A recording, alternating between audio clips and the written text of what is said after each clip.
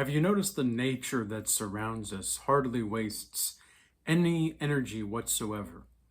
And that we human beings, despite being surrounded by nature, unless we're in big concrete jungles in cities, so to speak, right? But we're constantly surrounded by nature, and yet we are oblivious to what seems to be right in front of us more often than not. And it seems to me that we ought to be growing like trees. And I think the best way to grow in life is like a tree. Have you ever noticed how a tree grows? And have you ever noticed the ways in which the tree just rests in space? Take a moment even right now to just notice your body resting in space, however it is. Maybe you're walking while listening to this and you're noticing the step to step on the asphalt or the concrete or whatever it is that you are walking on, maybe even touching grass while listening to this. Just notice that, and notice also the breath while doing that. Have you ever noticed also while you're communicating with people or while you're socializing, the proclivity that you have to even forget your own breath because you're so focused on the content or the context of the social situation that you forget you're even breathing? Remember that. Remember that you are here now. You are in this moment, and you are in a sense of timelessness if you just choose to be aware of it. And I think many people overlook this fact because they're so busy trying to do the next thing and trying to do this and trying to do that. And there's nothing really wrong with focusing on what's next. Nothing wrong with it at all. In fact, I would say that if you cut off your ambition to what's next, you will be even forming a sense of self-betrayal to some degree. But the proclivity that we must have to also notice that we can notice these things in life, that we are capable of acknowledging existence as it is. There's some peace in that I think a lot of people perhaps overlook. They don't look at this because they don't know how to relax. And trees grow in a very relaxing way. They're not trying to get anywhere or trying to get here very quickly, or they're just reaching steadily upwards.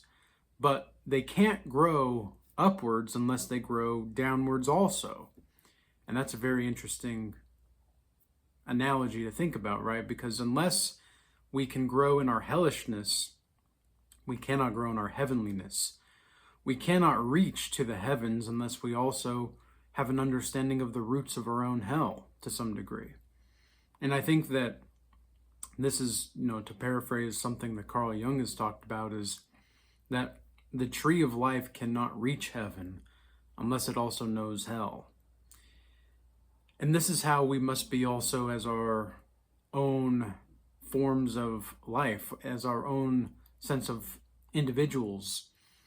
It's very important for us to acknowledge that while discipline, while ambition, while the vigorousness and the virility that many men have specifically is important to a holistic life, sometimes the best thing to do is to just rest. And I know even some people right now might be triggered by that because, well, I can't rest. Oh, no, that's weak. Rest is weak. No.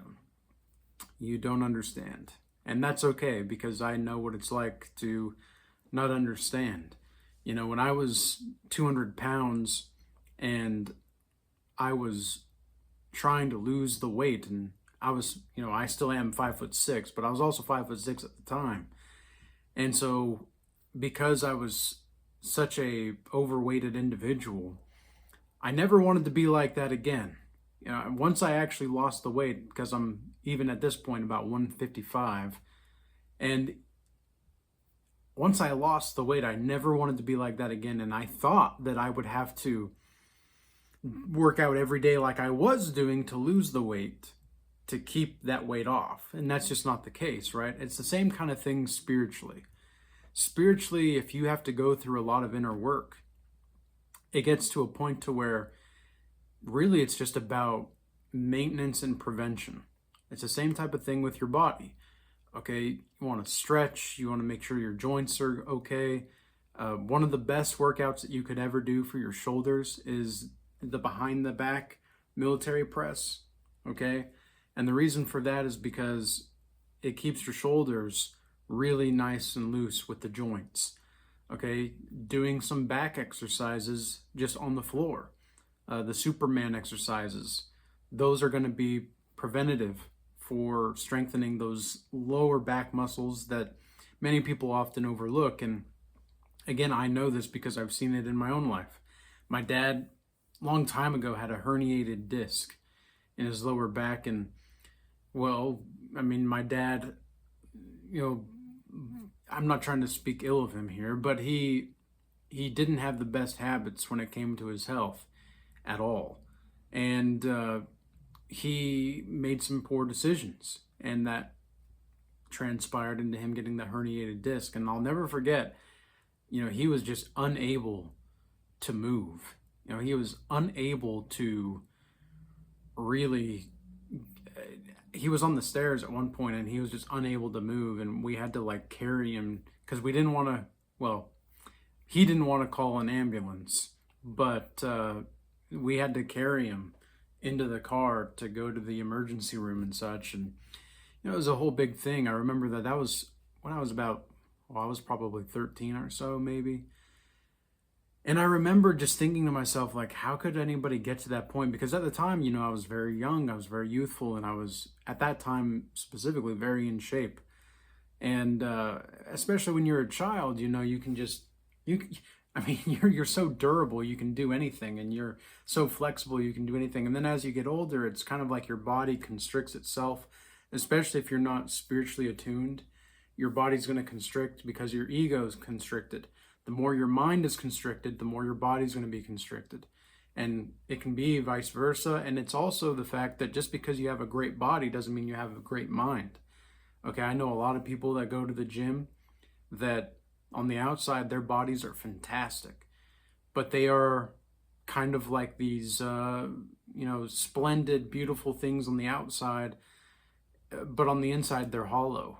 It's kind of like this false image. It's just an appearance for them. It's not an image, because I think the difference between an appearance and an image is that the appearance of things is that it's momentary, whereas the image is more everlasting. And so I think a lot of people, they don't want to rest because they want to be seen a certain way. They want to see that, they're this vigorous machine, right? They're I'm nonstop. I'm not going to stop with my business. I'm going to stop with this. And look, and I don't take days off, really. I don't take days off. Whether it's from work or the gym, I'm usually doing something. But over the past few months, I've begun to see that, especially observing the Sabbath is very important. And how you observe it is going to be up to you, really. Because, of course, the Sabbath was made for man, not man for the Sabbath. I don't think that you have to. I think it's good for you, but if you also have things to do on the Sabbath, you've got things to do. Okay, it's like what Jesus talks about in the Bible, where he says that if a sheep is lost, if you have 99 sheep but the one has gone astray, on the Sabbath, are you going to just not go look for the sheep? No, you're going to go look for the sheep, the lost sheep. So I'm not saying that you shouldn't do anything on the Sabbath. I'm just saying that when you don't have to, I don't think you should necessarily. And the reason being is because we need to rest. We need that, and it's active rest. Okay, the best people that I know, I've worked with people in the Godlike Mastery Initiation program that I have, in my one-on-one sessions, okay? These people have 7-figure portfolios and above, all right? And what I've noticed about these people is that when they're all in, they're all in. And then when they're all out, they're all out. They're not lukewarm when it comes to their business. They're not lukewarm when it comes to their finances. They're not lukewarm when it comes to a lot of things. And they're learning how to move that mindset also into their spirituality. And sometimes it is about a mindset, but sometimes it's just about letting go. Sometimes it's just about letting go and relaxing into your spirituality. Because think about, again, the tree. Think about the tree of life and just the tree in general. Trees, they just kind of naturally grow. Okay, they don't really have to try to do something. They just naturally use the energy that they attain from the sun and from the water, and then they just, they have that photosynthesis and all that, and they move forward. They move forward by reaching up and growing outward and below. And I think that it's a shame that we as a society have gotten to the point to where no one ever tells you to slow down. No one ever tells you to slow your roll, buddy. Nobody ever tells you that it's okay to just rest.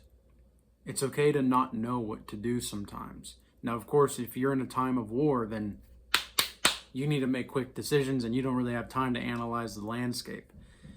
But proper recovery is very important. And if you're not preventative, okay, for example, meditation, I see meditation more for the mind, whereas prayer is more for the soul and the spirit. And meditation allows you to recover in your mind, because I see reading, I see writing, I see a lot of the things that come to words specifically, in language as a whole. It comes to discipline of mind, but it's not the kind of discipline that puts you in a prison. I think that's another thing that many people are getting caught up with, is they're wanting to be so disciplined that they put themselves in a prison without even knowing it. And I can understand, I can understand where they're coming from, why they're coming from that place. I get it. However, sometimes you just need to relax, bro. Sometimes you don't need to be like full-fledged, wild all the time. Like, if that's you, that's you, okay? I'm not going to tell you not to be who you are. However, I'm only 29, like, I'm not old. However, there are times when I feel as though I feel as though there's points of time in which I'm so focused on trying to move forward that I'm not able to recover properly. And I need to be able to recover properly. And this is something I've never really had it's not a struggle per se. It's just something I need to remind myself of. It's like a practice of mental clarity and awareness.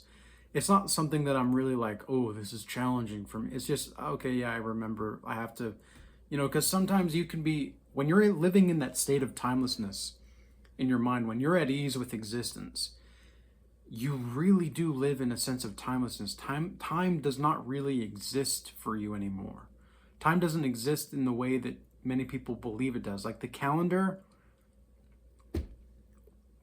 okay, it's a measurement of time, but even so, like, forget everything you think you know about the calendar. Okay, if you were to go outside right now, would you be able to tell me, where you were in time exactly? Forget, put away all preconceived notions and presuppositions about life that you have currently, and just come into the present moment as if it's the first time and the last time that you're going to see this moment. Okay, go outside and can you see time? Okay, why do you think clocks were so majestic? Even watches nowadays, like there's a guy in the Regal Change Academy. He's really into watches, right? And I've thought about this a lot. I'm like, what? Because a lot of guys have this fashion, preference, I suppose. They have this fashion preference for watches, and I can understand that, because there is this accessory thing that kind of makes you just a little bit more sophisticated as a man, right? Like, it's always a nice thing to have a watch. There's something about a watch, or maybe even a ring or something like that just kind of adds to that aura of you, right? There's just a little bit more accessory to you. There's a little more style, and there's nothing wrong with that. And I was thinking though about, remember these like big clock towers from like 400 years ago or whatever? That was just majestic, right? And every top of the hour, ding, ding, ding, the bell would ring. Think about the psychology of that. Think about like how they experience time in such a different way than we do today. And because we have clocks on our phones, right? And oftentimes if you were to turn off this video right now and then turn it back on again, would you be able to tell me the time? Would you be able to tell me the time? Or would you be focused on just trying to get to where you are? Okay, like how aware of you are the time when you check your phone, for example, are you really? Or are you only aware of those things when you're actually looking for them? Okay, now that's another interesting thing to think about, because when you're able to relax, when you're able to be at ease with existence, you're being calm. Okay, because sometimes you just need to calm down. When you are able to calm down, you're able to see things a little bit more clearly. It's like Master Oogway in Kung Fu Panda. Remember when he's talking and he's saying, you know, when the water is, like there's the pool of water, right? And when the water is agitated, it becomes difficult to see the answer. But when the water settles, everything becomes clear. And that's exactly how life is. You know, that's exactly what life is really about. You have to let yourself internally settle so that you can see the external for what it truly is. And the more that you're able to rest in Christ, the more you're able to see reality for what it truly is. There's this sense of oneness of life. You know, Jesus says that I and the Father are one. And I think it's pretty plain and very simple. A lot of people ask, well, what does he mean by that? Well, does he mean that him and the Father are one? Like, you know, some, like I'm also like, I'm with God. And, you know, because that's what a lot of people with Islam or even New Agers or all these other people like that revere Christ, but they don't think Christ is God. It's like, well, what exactly is that? You know, what exactly is that happening? What exactly is Jesus Christ saying? Well, I think he's saying exactly what he's saying. I think it's pretty straightforward and simple. Him and the Father are one, and the Father being God. So it's not that, and then later on, like, we are the salt of the earth. We are the light of the world. But whoever believes in Jesus, like, isn't it in, I'm just thinking about this now. It's like John 13, I believe. Maybe it's John 14. I'll try to pull it up quickly here for you guys. Yes, John 12:46. I am come a light into the world, that whosoever believeth on me should not abide in darkness. And if any man hear my words and believe not, I judge him not. For I came not to judge the world, but to save the world. And he that rejecteth me and receiveth not my words hath one that judgeth him. And the word I have spoken, the same shall judge him in the last day. For I have not spoken of myself, but the Father which sent me. He gave me a commandment, what I should say and what I should speak. And I know that his commandment is life everlasting. For whatsoever I speak, therefore, even as the Father said unto me, so I speak. It seems very clear and straightforward and simple, like when you just read it. Because, oh yeah, and even this is verse 44. He that believeth on me believeth not on me, but on him that sent me. And he that seeth me seeth him that sent me. Again, it's very straightforward, very simple. God and Jesus Christ are one. They are, like, Jesus Christ is God in the flesh. Very, very simple. And look, here's what I say to people that are like, well, no, that's not, it's not that obvious. It's like, okay, well, Jesus is either lying or he actually is who he says he is. There's really no in between that you can take from that. He's either actually telling the truth or he's not. There's no way you can look at that reasonably and say, oh, well, there's like some gray area. It's like, well, of course there's gray area in many things, but Jesus Christ doesn't speak with gray area. Like, even in his parables, they're very clear once you understand what they're actually, like what he's actually saying. But it's very clear and it's very simple. It's very concise. And I think that that's exactly the way like life works. Okay, look at the trees. Trees are very simple, but yet they're very precise. Okay, look at plants. Have you ever seen the way the plants like reach toward the sun? Isn't that interesting? Like, think about that symbolically just for a second. Like, of course there's the biology of the plant and all of that, but like, think about the symbology of that, spiritually speaking. Why is it that the plant is reaching toward the sun? You know, why do we have that? And why is it the case that we see this, like in all these movies and such, you know, the sun setting on the horizon, or the sun rising on the horizon? Why is it the case that these sunrises and sunsets are so powerful for human experiences?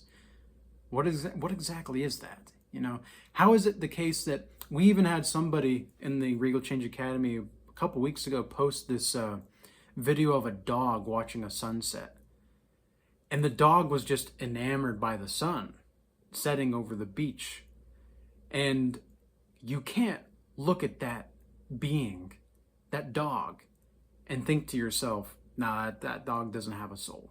There's no way you can look at, no, that dog was admiring the beauty of the sunset. There's nothing like that. Okay, there's nothing like realizing what life really is. And it takes time. It takes a relaxation of the soul. If only you just calm down, maybe you might see a little bit more clearly just how important you are to the universe as well. And I say the universe, but also I just mean the existence, because those are semantic things that maybe we can get more into later. But I hope that this video was useful and insightful for you. I hope you all stay blessed. Peace. Until next time.